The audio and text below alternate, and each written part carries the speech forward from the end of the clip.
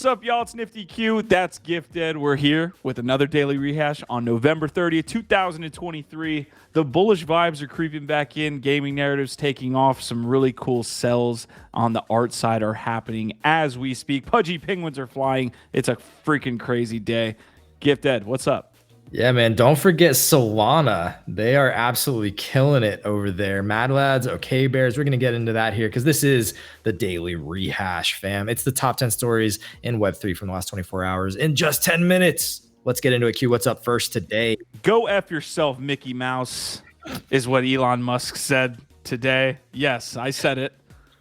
Elon Musk saying go F yourself to Bob Iger, just a top-ranking executive here, and someone who made the decision to pull out advertisement from the X platform based on kind of geopolitical issues that we're not going to hop into here. Essentially, Elon was at this DealBook Summit, got asked a couple questions, and said, look, I'm not going to be strong on by advertisers here. I don't care if this company goes under. I'm going to stick to my morals here, and I'm not going to be strong armed by these guys. Big story. Yeah, it's controversial. Obviously, his tactics here are very questionable, and I think it's totally fair to question, is he being hypocritical? Is this the way to go about this? But the one thing that I love about it is that he is at least standing up for what he believes, and he's rebuking corporate interests in a serious way that I've never seen before. And really, the strategy, like what he's saying here, if you try and read through it, is impact above optics. Impact is greater than optics. Stop telling me how good you are, trying to look good. Let's see what you're going to actually do, because all these people that he's calling out, he thinks are just big talkers who are actually not doing great things. Yeah, a little piece that was also tucked away in this was that Tesla, which just rolled out their Cybertrucks, by the way, today, was not invited to the electric vehicle summit over at the White House by the Biden administration. Interesting, because he kind of put that industry on the map.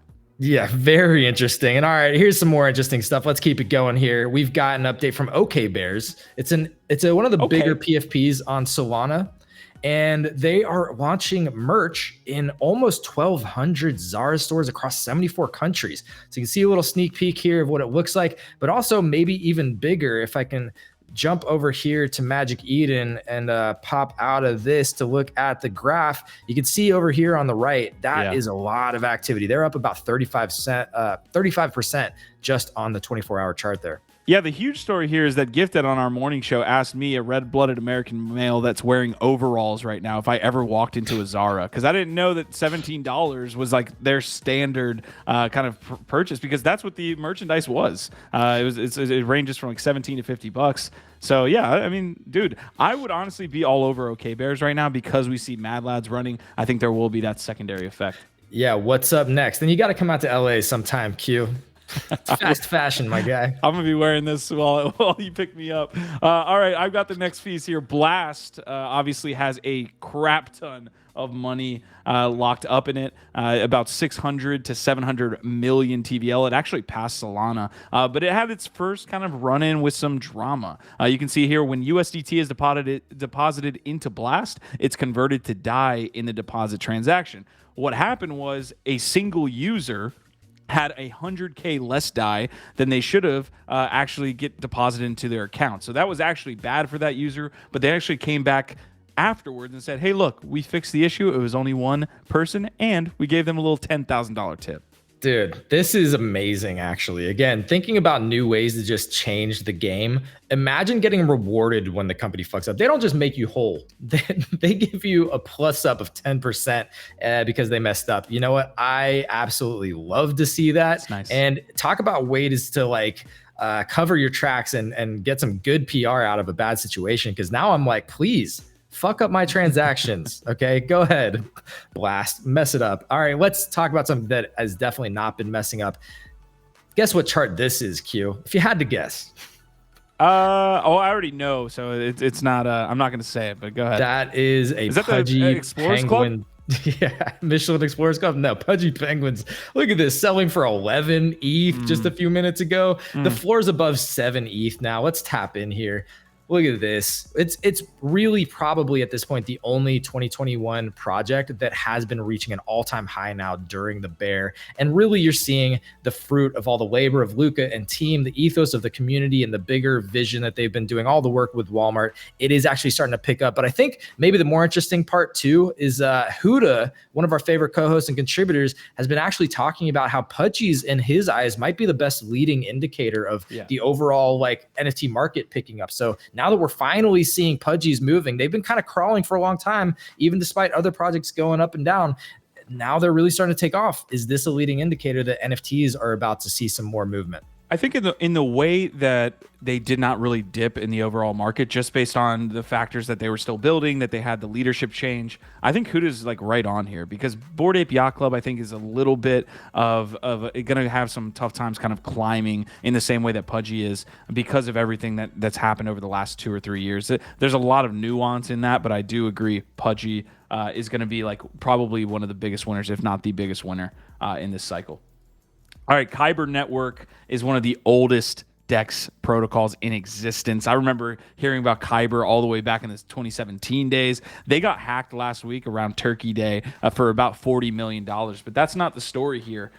This is the Kyber Network exploiter here. So the hacker came through with a couple different requests here. So this story is absolutely wild, because there was a couple days, like right after he hacked them, he like left a message and said, "We're going to be talking tomorrow. Right now, I must sleep." Yeah. That was actually pretty. That was pretty Chad. That was a pretty Chad move. And I know you can't read this, so I'm gonna read it off. He makes a couple demands here. He's saying, in order for me to return the money, I need complete executive control over Kyber, the company, temporary full authority of ownership over the governance mechanisms, all documents and information related to the company, and you can see so on and so forth. So why would they ever do that? Dude, DeFi has some of the smartest but pettiest MFers in the history of the planet, just working within that sector. So this is par for the course, man. So much drama in DeFi.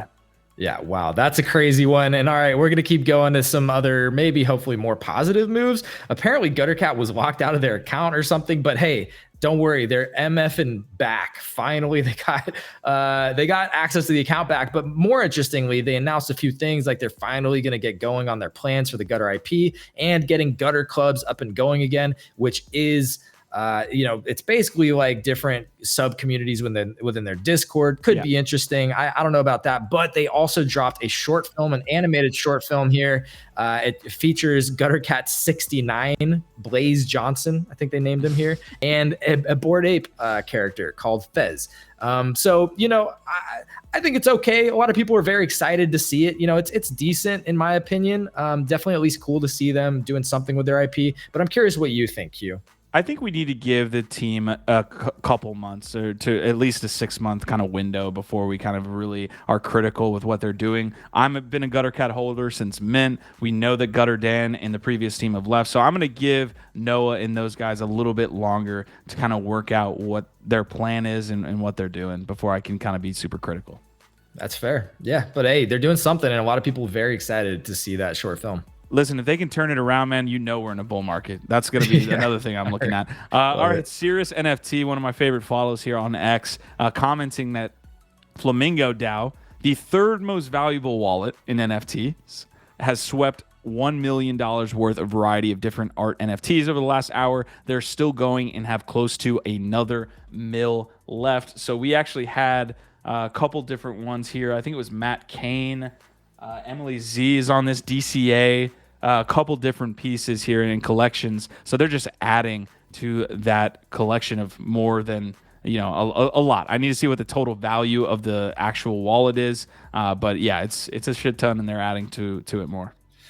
All right, so Pudgy's maybe that leading indicator again. That's some big movement that we're seeing coming in here on the NFT side of things. Here's a cool project that just dropped and sold out almost immediately. Shout out Biggie Alpha Chad Poppins for calling this out to us. It's called All Seeing. I'm sorry.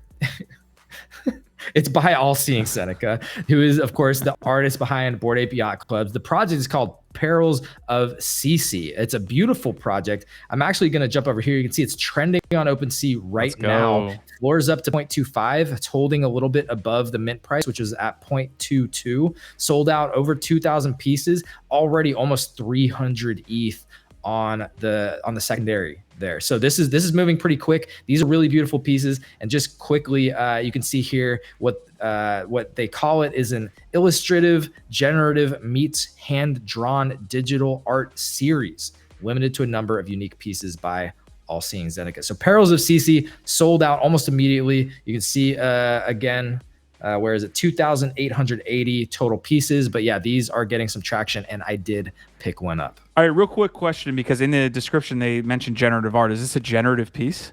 I believe so. So Okay. that's why there's like different, like they look similar, like there's different they do. compositions, but they're each a little bit different, I think. Right. So that's, I'm still learning about it, but yes, I think this is hand-drawn generative. So that's part of what's interesting, kind of similar to Coffins, which is a generative hand-drawn graphic design collage. Like this is kind of a collage of hand-drawn pieces, is my understanding. Yeah. Go get those coffins, baby. Almost 900 minted. Let's get it. All right. Battle Plan is going to be a really strong game in this next run, not financial advice. You can see here, closed beta, almost 400,000 battles, total hours played 14,000, and hours played 2. They are over there on Arbitrum. So there's a couple different pieces here that I just want to mention. One, VGF, a friend of the network, and Co are building some really cool stuff at Pixel Vault. This is obviously related to that.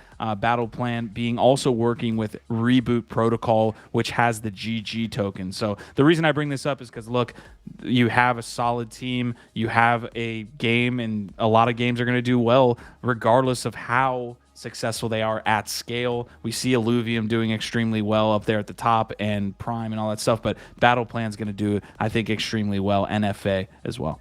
Yeah, I haven't played the game. It's gotten pretty good reviews from what I've seen. But the one thing that I will say is, like, you shouted out VGF there. He is one of the biggest brains that I know in the entire space. And so, yeah, definitely a solid team there. That is a smart dude, and that makes me more bullish on what they're building. All right, last one here. It is Portal. We had to talk about it because they are keeping a lot of momentum going. They've been taking over the timelines, everybody farming for this new gaming protocols coin, Portal coin. And now they're keeping the momentum going with a bunch of partnership announcements. DeFi Kingdoms, Oxia Origin, not familiar with that one, Magicraft, and a bunch more. So here's the announcement here. But yeah, I have started farming this, but yeah, they're making a whole bunch of announcements. You can see here, and I also wanted to pull up briefly here. I have it to level 2 already, so I'm going to try and get to level 3 or level 4 in the next 3 days before this season closes out. But if you haven't seen it, this is what their dashboard looks like for the farmers. They're gamifying it. You earn points to get to the levels and gain these shards. So I got 100 shards for getting to level 2, and who knows, man? I think Biggie Poppins did also call out, like, some people looking into this are not convinced this is a very valid project yet. Yeah. So I'm not trying to show it too hard here, but I am going to at least farm it a little bit and see where it goes. That's the right thing to do, right? If there's no risk, that you should probably be farming. The only risk is upsetting me on my timeline and me having to see it. Exactly. The one thing I will say is that announcement was super important because what they're trying to do is essentially be a token amongst different types of games. But the criticism is these games want to use their own token most of the time. So seeing games become their partners and want to use this Portal coin, that's why that announcement is so interesting. But that was the Daily Rehash. Gif, I'll let you take it out, man. But this has been awesome. See y'all tomorrow. No, I think that's really good points. Appreciate you, Q. Appreciate y'all. Our vibe, our tribe.